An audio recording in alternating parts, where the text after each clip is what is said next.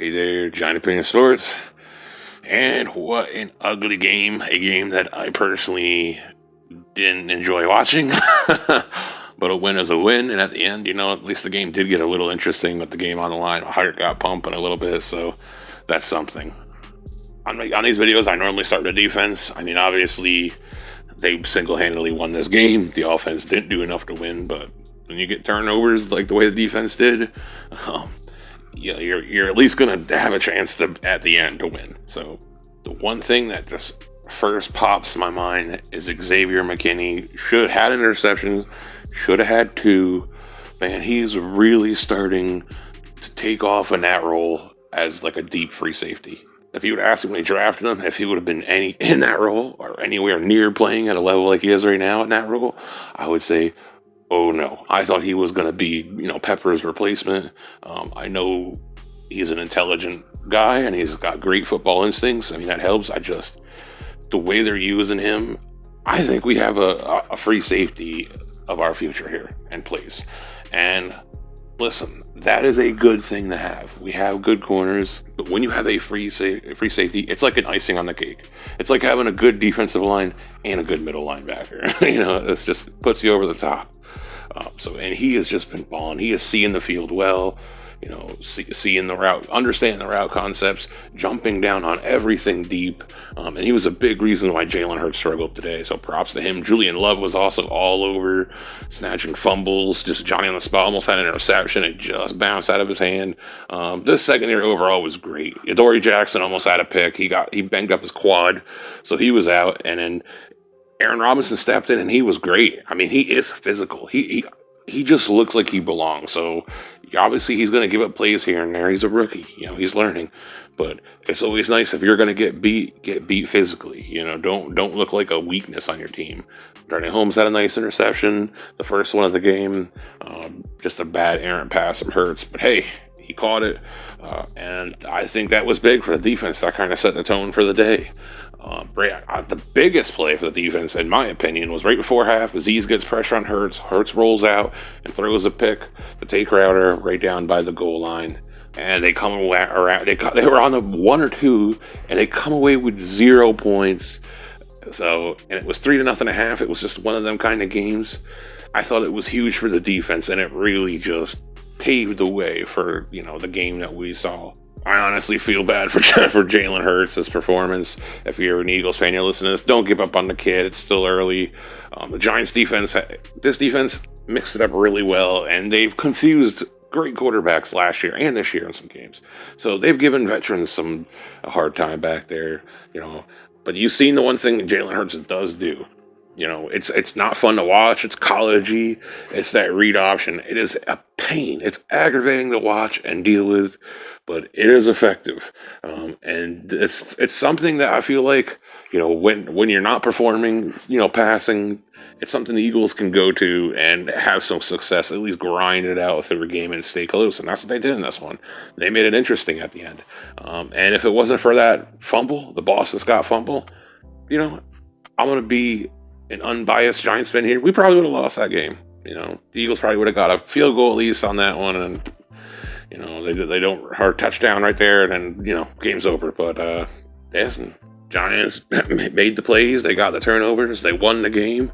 I thought Azeez Ojulari made a few plays when he needed to. I thought even a secondary came up in timely spots and put pressure on Jalen that way. And listen, when they're doing that read option stuff, hit the quarterback every time. I can't believe that people just allow teams to get away with that. You make the team suffer for every time you do that. You want to do that read option, even if it goes to running back, you have the right to the quarterback. You hit the quarterback every time you take your shots.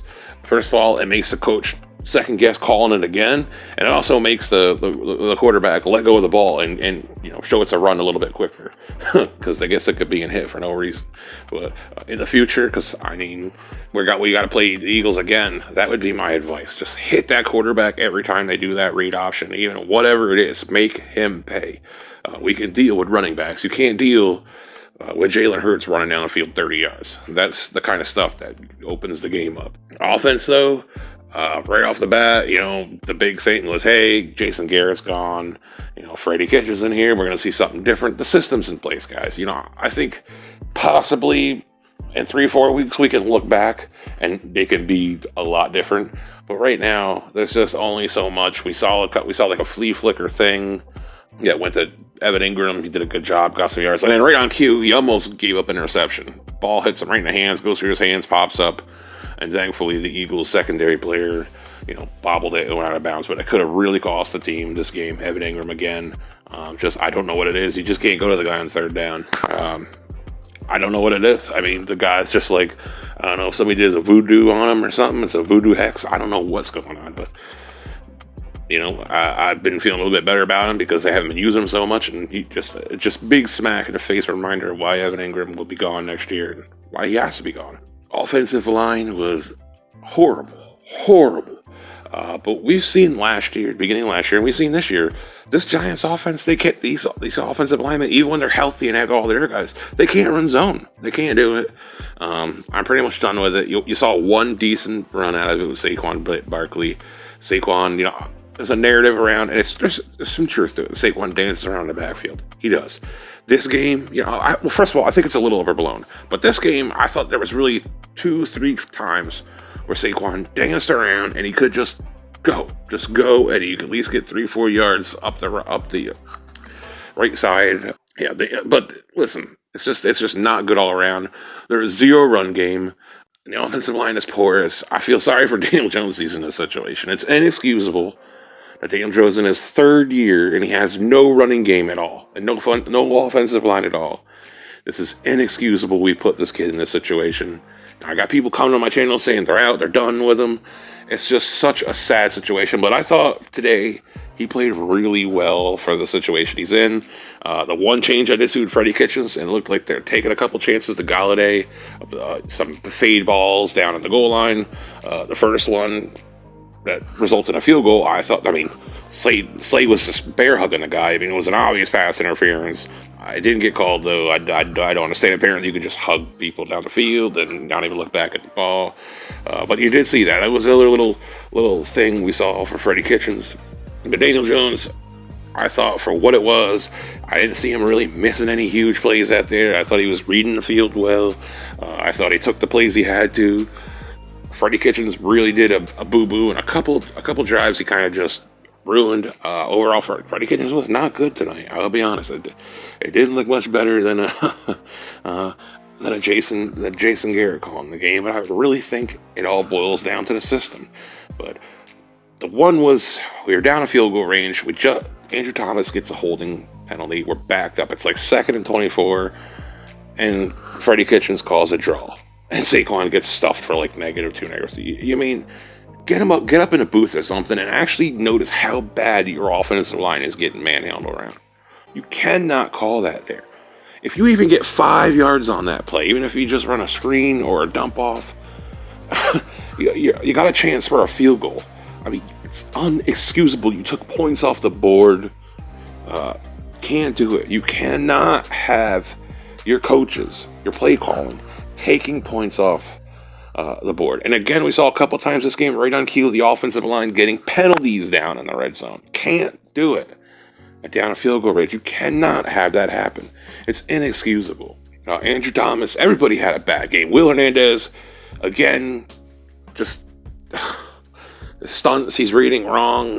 Just mental things ain't there. Nate Soldier was better than I'd seen them lately, I guess, but he gives you no plus in the run game.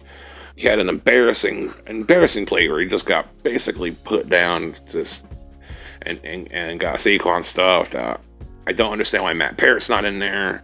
At least if Matt Parrott is in there, you got Price, Hernandez, and Parrott on the right side. And Parrott is the best run blocker on the team. Hernandez can at least do a little bit there. At least we can run to the right side a little bit. So overall, play calling and offensive line really destroyed this game. And a game that we really should have, I'll be honest with you, we really should have lost with the way this offensive line played. It's bad. This is as bad as I can really remember here.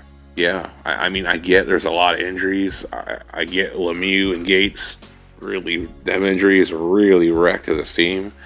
And I don't think anybody was seeing Hernandez going backwards again. And he has. I don't want to say here, we got the win. I don't want to harp on it, but it's just, I think this is what it is for the rest of the year. And we got to figure out ways to scheme around it. This is the time. You can't keep, marching out there and run that inside zone. It's not going to work. It is not going to start working all of a sudden. So, the only thing I really think the Giants could build on is, it seems like Kenny Golladay and Daniel Jones kind of got a little bit of a connection going again. If he would have broke that one tackle, he would have got a huge play. I think he had like 50 yards. That ain't much, but when Kadarius Toney ain't on the field, the defense is really going to focus on Kenny Golladay, and for him to still, even Woodsley on him, get that kind of production, I thought was pretty good. It's something to build on.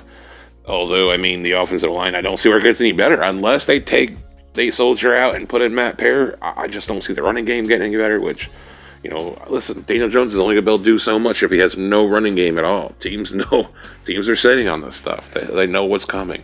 That's it for me. I'm really interested. I've been slacking on getting some more videos out. I had two videos last week. I really want to get to a point where I can at least do 2 videos every other day. I also want to set up a live stream. I'd like to start doing them more. So I gotta figure out all that stuff. I gotta set up a Twitter account, and I'll get a hold of some content creators, and maybe we'll set up a couple live streams coming up here though. But that's it. Listen, it's a win. You can be proud. It was exciting at the end. You can be proud of our defense. Our defense, they played their ass off, and they deserve to win. They deserve, they don't deserve to have to be held back by this incompetence that Dave Gettleman has put on the field and the offensive line and the coaching staff. Is huge, huge, huge. I don't see them pulling out too many more wins like this. Now, if they do, I'll change my tone. But right now, I'm heavily leaning towards this coaching staff has to be removed because it is completely inept on the offensive side. We need to at least get somebody in here that understands how an offensive concept works. How a successful offensive concept works. Because we're going nowhere fast with this.